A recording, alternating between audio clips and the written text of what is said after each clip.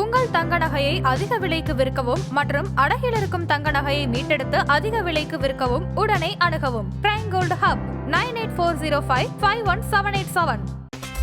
No compromise. உங்க சைடுலயும் எங்க சைடுலயும். It's a GT promise. GT Holidays, South India's #1 travel brand. அதன் சிமினர்கள் அனைவருக்கும் ஒரு பெரிய வணக்கம் அண்ட் வெல்கம் டு ஷோ. இன்றைக்கி நம்ம கூட ப்ரொடியூசர் பாலாஜி பிரபு சார் இணைஞ்சிருக்காங்க. நிறைய விஷயங்கள் வழக்கம் போல் பேச போகிறோம். வணக்கம் சார். வணக்கம்.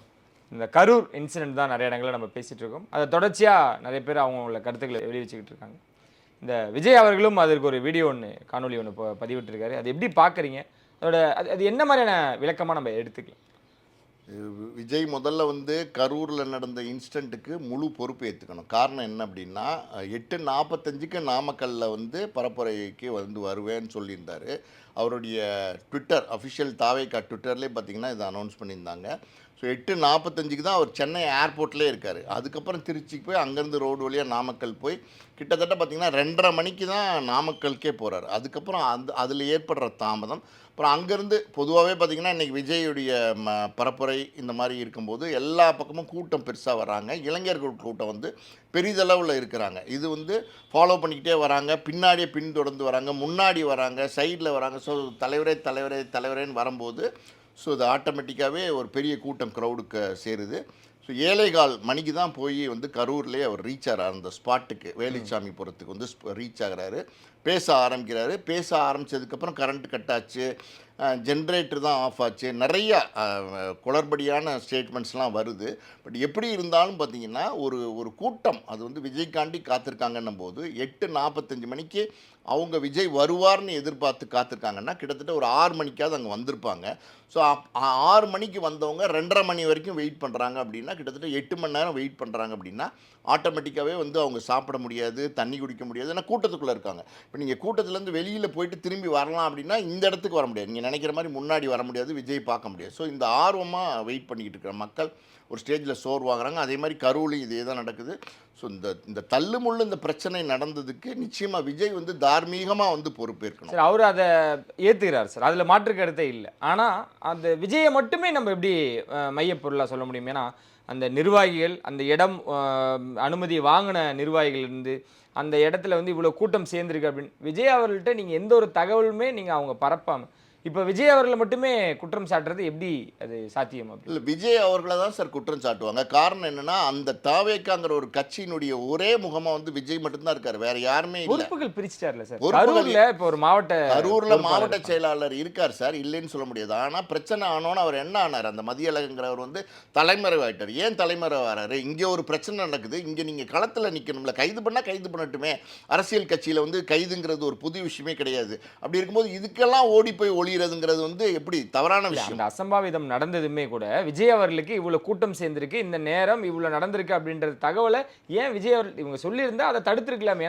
சொல்லியிருக்கதாகவும் அதை டிஜிபி இங்கே ரொம்ப கூட்டம் சேர்ந்துருச்சு, இதுக்கு மேலே நீங்கள் போக வேண்டாம் அப்படின்ற ஒரு பாயிண்ட்ல நிறுத்தப்பட்டதாகவும் சொல்றாங்க. ஆனால் அதை தாண்டி நான் போவேன் அப்படின்னு விஜய் போனதா சொல்றாங்களே, அவங்களோட ஸ்டேட்மெண்ட் அப்படி இருக்கு. அப்படி இருக்கும்போது அது உண்மையா இருக்கிறதுக்கான வாய்ப்புகள் இருக்கு. இல்லை, அதான் அது விஜய் அவர்கள்ட்ட சொல்லலை, ஆதவ் அவர்கள்ட்டையும் மற்ற நிர்வாகிகள்ட்டையும் நாங்கள் அதை தகவலை அவர்கள்னா எல்லாருமே தலைவர்கிட்ட சொல்ல முடியாது சார். ஆதவோ அர்ஜுனாவும் இந்த புஷி ஆனந்த்கிட்ட தான் சொல்லுவாங்க.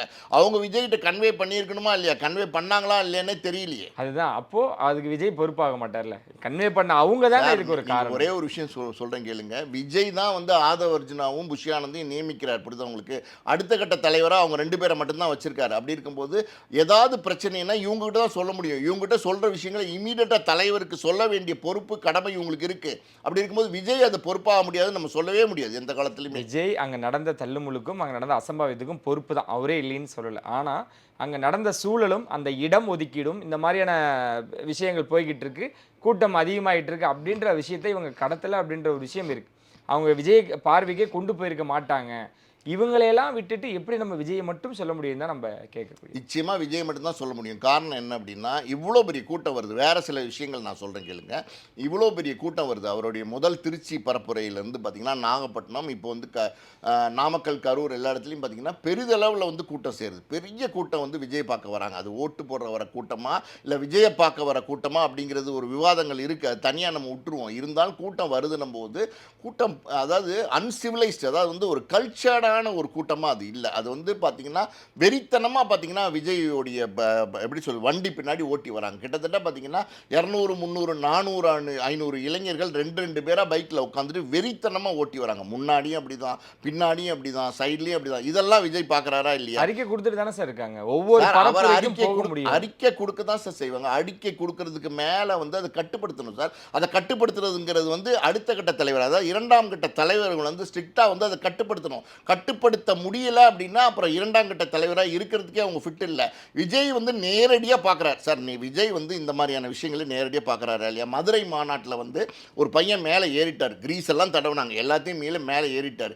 ஏறின பையனை பவுன்சர் தூக்கி போடுறாங்க. இது விஜய் கண்ணுக்கு முன்னாடி நடந்துச்சா, விஜயுடைய தலைமறைவில் நடந்துச்சா? நீங்கள் சொல்லுங்கள். கண்ணுக்கு முன்னாடி நடந்த இந்த விஷயம், அந்த பையன் ஒருவேளை கீழே விழுந்துதான், பிடிச்சிட்டான், கம்பியை பிடிச்சி தொங்கிட்டான், கீழே விழுந்திருந்தா என்ன ஆயிருக்கும்? ஒரு சின்ன பையன் முதுகெலும்பு உடைஞ்சிருது, சாகவே வேணாம் சார். அதுக்கு உடனே ரியாக்ட் பண்ணார், உடனே பவுன்சஸ் எல்லாம் பின்னாடி வாங்கினார். நீங்க இப்ப கூட சொல்லும் பொழுது 2ஆம் கட்ட தலைவர்கள் தான் இதுக்கு அவங்க நடவடிக்கைகள் ஸ்ட்ரிக்டா எடுக்கணும். நீங்க அதை தான் எல்லாரோட பார்வையும் விஜய் விஜய் விஜய் யார் என்ன தப்பு செஞ்சாலும் கண்டிப்பா ஒரு கேப்டனை தான் குறிக்கும். அதுல எந்த மாற்று கருத்தும் இல்லை. 2ஆம் கட்ட தலைவர்கள் சரியில்லை, அவங்க நடவடிக்கைகள் சரியில்லைன்னு தானே நம்ம சொல்லணும். விஜய் அவர்கள் சரியில்லை. 2ஆம் கட்ட தலைவர்களை வந்து நியமிச்சது யாரு? 2ஆம் கட்ட தலைவர்கள் சரியில்லைங்கிறது விஜய்க்கு தெரிய ஆரம்பிச்சிருச்சு, முன்னாடியே தெரிய ஆரம்பிச்சு. முதல்ல இருந்தே பார்த்தீங்கன்னா புஷி ஆனந்த், ஆதவ் அர்ஜுனா இவங்க மேலாம் நிறைய விமர்சனங்கள் வருது. பத்திரிகையில் தொடர்ந்து பேசிட்டு இருக்காங்க, ஊடகவியாளர்கள் தொடர்ந்து பேசிட்டு இருக்காங்க. எல்லாருமே பேசும்போது இதெல்லாம் விஜய் வந்து நோட்டீஸ் பண்ணணும். இந்த மாதிரி வந்து நம்ம கூட வச்சிருக்க படை வந்து சரியில்லை, நம்ம கூட இருக்கிற ஆட்கள் சரியில்லை, அவங்க பலமான ஆட்களாக இல்லை அப்படின்னும் போது முதல்ல ஒரு விஷயம் என்னன்னா, விஜய்க்கே அரசியல் புரிதல், அரசியல் அனுபவம், அரசியல் அறிவு வந்து கம்மி. இதுதான் உண்மை. அப்படி இருக்கும்போது கூட வச்சிருக்கவங்களாவது நல்ல ஆட்களாக வச்சுக்கணும் இல்லையா? அப்படி இருக்கும்போது கூட இருக்கிற ஆட்கள் சரியில்லைங்கிறது விஜய்க்கு தெரியலையா சார்? நான் வெளிப்படையாக கேட்குறேன். 2 வருஷமா விஜய்க்கு தெரியவே இல்லையா? புஷியானந்தால ஒன்றுமே செய்ய முடியாது, ஆதவ் அர்ஜுனால ஒன்றுமே செய்ய முடியாது அப்படிங்கிறது விஜய்க்கு தெரியலையா? அப்படி தெரியலைன்னா அவர் எப்படி என்ன தலைவர்னு எனக்கு புரியலையே எனக்கு. சரி, நீங்கள் எல்லா பக்கமும் நீங்கள் போகிற இடங்கள்ல எல்லாம் பெரிய கூட்டம் சேரும் போது உங்களுக்கு நீங்கள் கூட்டத்தை மட்டுமே ரசிக்கிறீங்க. நீங்கள் கூட்டம் வருதை வந்து மாசா நம்ம காட்டலாம், இன்னைக்கு வந்து நம்ம அரசியலில் ஒரு பெரிய ஆளுமையாக நம்ம வந்துகிட்டு இருக்கோம் அப்படிங்கிறது மற்ற கட்சிகளுக்கு காட்டலாம் அப்படிங்கிற எண்ணங்கள் மட்டுமே உங்களுக்கு இருக்கே தவிர, அந்த வரக்கூடிய கூட்டம் வந்து ஒழுங்கா வந்து அவங்க வீடு போய் சேரணுங்கிற எண்ணங்கள் உங்களுக்கு இல்லவே இல்லை. இப்போ நீங்கள் திருமாவளவன் மாதிரி ஒரு கட்சி தலைவர் நீங்கள் எடுத்துக்கிட்டீங்கன்னா கூட அவரே நேரடியாக சொல்லுவார், நீங்கள் வந்து அந்த மரத்தில் ஏறாதீங்க, இங்கே நிற்காதீங்க, அங்கே நிற்காதீங்க, கரண்ட்டுக்கு பக்கம் போகாதீங்க, எல்லாமே அவரே சொல்லுவார். சொல்லும் போது என்னென்னா கட்டுப்படுவார்கள் தொண்டர்கள். நீங்கள் சொல்கிற மாதிரி விஜய் வந்து ஒரு பிரபல நடிகராக இருக்கார், அவரால் எல்லாத்தையுமே மேடை ஏறி சொல்லிகிட்டு இருக்க முடியாது, ப்ராக்டிக்கலாகவும் முடியாது. ஓகே, ஆனால் இது 2ஆம் கட்ட தலைவர்கள் செய்ய வேண்டிய விஷயம். செய்ய முடியல அப்படின்னும் போது, செய்ய முடியலன்னா என்ன சார் அர்த்தம்? அப்போ நீங்கள் அதை மாற்றணும்னு தானே அர்த்தம். நீங்கள் பார்த்துக்கிட்டே வேடிக்கை பார்த்துக்கிட்டே போனீங்கன்னா என்ன சார் அர்த்தம்? தவறு சரி செய்யறது தான் அந்த கட்சியோட வேலையும், எல்லாத்தோட வேலையும். எடுத்ததுமே இந்த மாதிரி விஷயங்களா? இப்போ நம்மளுமே என்ன சொல்கிறோம்னா, இந்த 2ஆம் கட்ட தலைவர்களால் தான் வந்து நிறைய கூட்டத்தை கண்ட்ரோல் படுத்திருக்காங்க. புஷியானந்த் அவர்கள் மதுரையாக இருக்கட்டும், விக்கிரவாண்டியாக இருக்கட்டும், காலையிலேருந்து மைக்கு பிடிச்சி அவர் பேசியிருக்கார். தம்பிகளா நம்ம சொல்றதை கேளுங்க, ஒரு கூட்டத்தை கட்டுப்படுத்துறதுக்கு சொல்றதை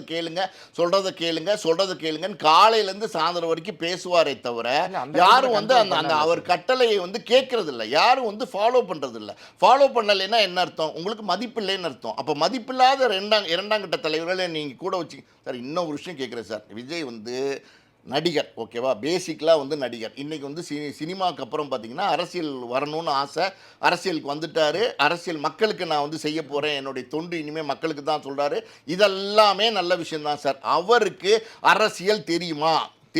இதுக்கு முன்னாடி அரசியல் ஏதாவது அனுபவங்கள் வந்து விஜய்க்கு இருக்கா? நான் வெளிப்படையாக கேட்குறேன் சார், என்ன அனுபவம் இருக்குது? எதை வச்சு அரசியலுக்கு வந்திருக்காரு? நீங்கள் சொல்லுங்கள். விஜய் மாதிரி அரசியலுக்கு வந்தவங்க யாராவது இருக்காங்களா? எம்ஜிஆர் அரசியலுக்கு வந்திருக்காரு, நடிகர் தானே நீங்கள் கேட்பீங்க. ஆனால் எம்ஜிஆர் வந்து டிஎம்கேவோட அசோசியேட் ஆகி இருந்தார், டிஎம்கேல இருந்தார்.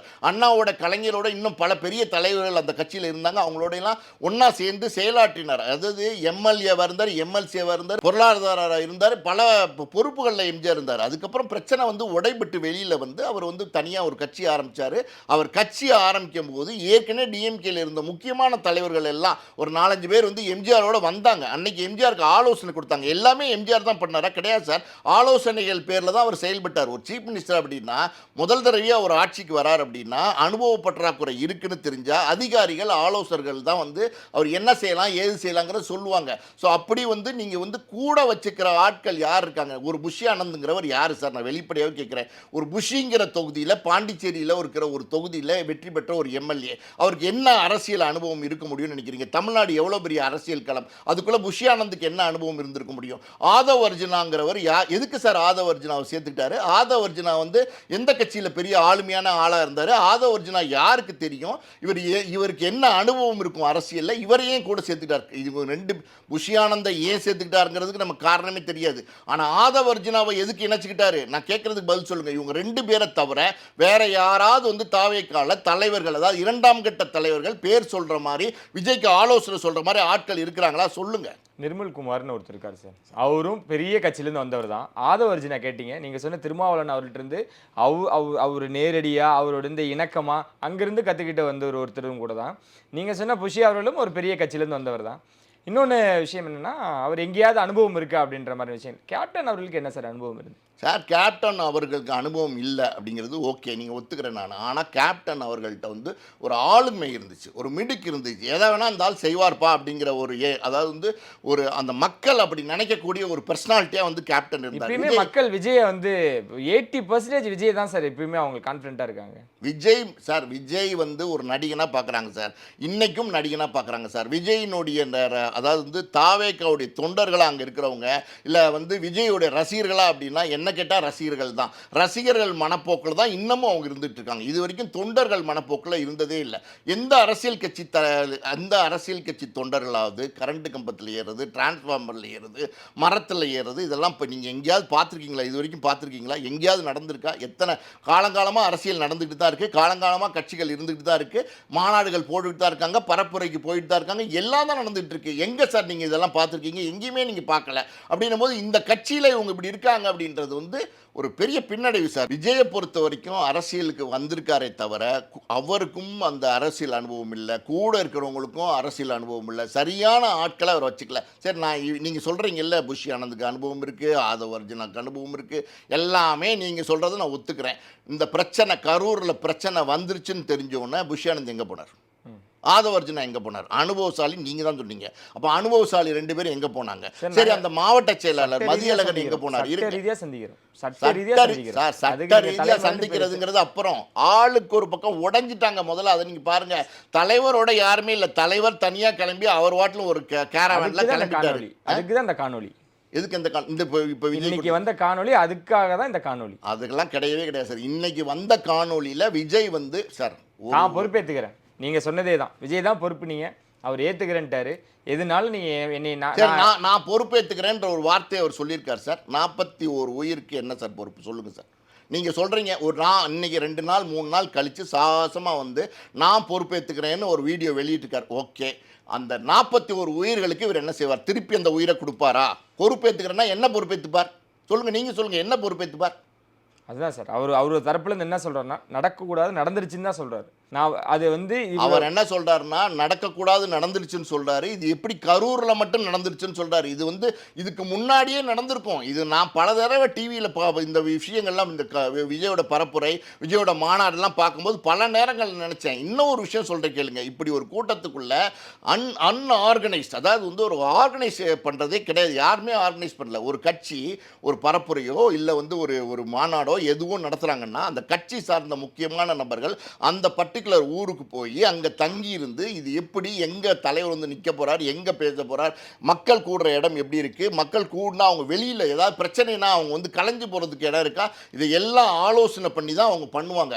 ஆனால் அது இல்லாமல் இன்னொரு விஷயம் சொல்கிறீங்க இல்லைங்க, அந்த மீட்டிங் நடக்கும்போது கட்சி சார்பாக பார்த்தீங்கன்னா ஆட்கள் இருப்பாங்க அங்கே. அதாவது யூனிஃபார்ம் கொடுத்தே ஆட்கள் இருப்பாங்க, ஆர்கனைஸ் பண்ணுறதுக்காண்டி ஆட்கள் இருப்பாங்க. ஸோ தாவேக்கா சார்பாக யாராவது அங்கே ஆட்கள் இருந்தாங்களா? யாராவது ஆர்கனைஸ் பண்ணாங்களா? Uncivilised sir. அதாவது வந்து விஜய் வந்து லைட் ஆஃப் பண்ணி போட்டு போகிறார். எதுக்கு? அதுக்கு பதில் சொல்லுங்கள். எதுக்கு போட்டு போகிறார்? என்ன காரணம்? இதெல்லாம் ஜாலியாக விளாண்டுட்டு போகிறாரா? எனக்கு தெரியலையே. ஏன் அது பண்ணார்? ஓகே, எதுவுமே பண்ணக்கூடாது இல்லை சார் அவர். சார் எதுவுமே பண்ணக்கூடாது. நீங்க எப்படி சார், அவருக்கு ஒரு வேல் கொடுக்குறாங்க, ஒரு பூ கொடுக்குறாங்க, ஒரு கண்ணாடி கொடுக்குறாங்க, தலைவா நீ இது போட்டு பாருன்றாங்க. சார் நீங்கள் என்னைய ஒருத்தர் எப்படி பிடிச்சிருக்குதோ அவர் அப்படியே என்னைய வரவேற்றுக்கிறார். நான் என்ன அன்பை கொடுக்கணும் அவர் அப்படி எடுத்துக்கணும்னு நினைக்கிறார். எல்லாத்துக்குமே அவர் அதை பண்ணல. இதுவே கரூரில் உட்காந்துட்டு லைட் ஆஃப் பண்ணி ஆன் பண்ணல. அவருக்கு ஒரு இடத்துல தோணுது, அதை மக்கள் அதை ஏற்றுக்கிறாங்க, அங்கே பண்ணுறாரு. நான் தான் சொல்றேனே சார் நான் இருங்க தப்பான ஒரு மனப்பான்மையிலே விஜய் நான் மறுபடியும் சொல்றேன் கேளுங்க. விஜய் எதுவுமே பண்ணக்கூடாதுங்கிறது என்னோட ஸ்டேட்மெண்ட்டே கிடையாது.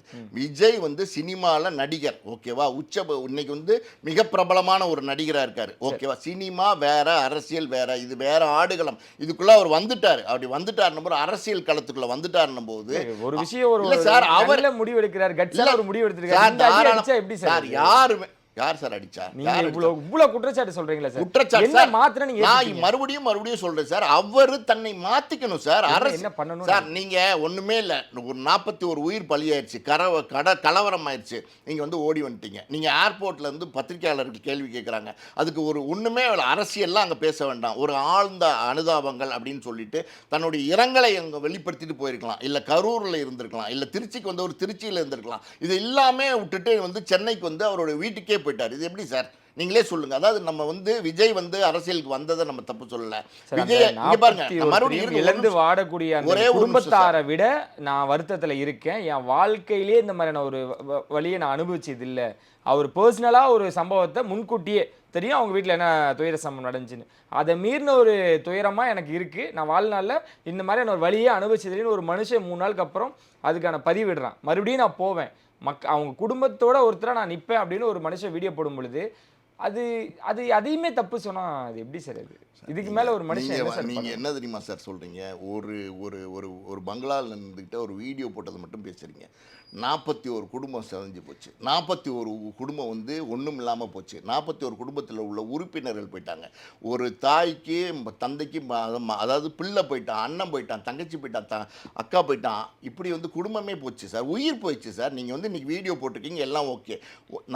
நான் சொல்ல வர்றது என்னென்னா சார், விஜய் வரக்கூடாதுன்னு யாருமே சொல்லலை. விஜய் வரட்டும். விஜய் தன்னுடைய அந்த அரசியல் அனுபவத்தை பெற்றுக்கொண்டு வரட்டும். அரசியலுங்கிறது சாதாரண கிடையாது சார். நீங்கள் விஜய் ஏன் வரக்கூடாது, விஜய் ஏன் வரக்கூடாதுன்றது மட்டும்தான் கேட்குறீங்க. விஜய் தாராளமாக வரட்டும். ஆனால் அரசியல் அனுபவமே விஜய்க்கு இல்லையே சார். இப்போ வந்து என்ன பண்ணுறதுனே சம்பிச்சு போய் 3 நாளாக வீட்டுக்குள்ளே இருக்காரு. 3 நாள் கழிச்சு இன்றைக்கி தான் வீடியோ போட்டுருக்காரு. இந்த 3 நாள் என்ன பண்ணிட்டு இருந்தார் நான் கேட்குறேன். எல்லா பக்கமும் கலையபரமாக இருந்துகிட்டு இருக்கு. எல்லா பக்கமும் வந்து சோஷியல் மீடியாவே எல்லாருமே பலவிதமான விவாதங்கள் பண்ணிட்டு இருக்காங்க. ஸோ விஜய் 3 நாள் என்ன பண்ணார்? விஜய் பக்கம் என்ன ஸ்டேட்மெண்ட் வந்துச்சு? இந்த ஸ்டேட்மெண்ட்டை, இந்த வீடியோவை அன்னைக்கே வெளியிட்டிருக்கலாமே, அன்று இரவே வெளியிட்டிருக்கலாமே, ஏன் செய்யலை சார்? நான் கேட்குறேன், இந்த கேள்விக்கு மட்டும் பதில் சொல்லுங்கள் சார். இன்னைக்கு வெளியிட்டிருக்கிற இந்த ஸ்டேட்மெண்ட், இந்த வீடியோவை அன்று இரவே வீட்டுக்கு போனதுக்கு அப்புறம் கூட வெளியிட்டிருக்கலாமே, ஏன் பண்ணலன்னு கேட்குறேன் சார். அதுதான் அவர் துக்கத்தில் இருக்கிறாருன்னு சொல்லிட்டாரு. துக்கத்தில் சார் இதெல்லாம் வேணாம் சார். துக்கத்தில் இருக்கார் அப்படிங்கிறதுக்காண்டி 3 நாள் என்ன சார் பண்ணார்? வீட்டுக்குள்ளே 3 நாள் என்ன சார் பண்ணார்? உங்களுக்கு தெரியுமா சார்? துக்கத்தில் இருக்காருன்னா சார், நீங்கள் வந்து ஒரு அரசியல் கட்சி தலைவராக வந்துட்டீங்கன்னா உடனே எல்லாத்துக்கும் அட்ரஸ் பண்ணணும் சார். நீங்கள் வந்து 3 நாள் கழிச்சு 4 நாள் கழிச்சு தாமதமாக நான் சொல்லுவேன் அப்படின்னா இது எப்படி சார் ஏற்றுக்க முடியும்? நான் ஒரே ஒரு சிம்பிளான கேள்வி கேட்குறேன். 8:45 அங்கே ப்ரோக்ராம் ஃபிக்ஸ் பண்ணிவிட்டு நீங்கள் 8:45 எதுக்கு சார் சென்னை ஏர்போர்ட்டில் இருக்கிறீங்க?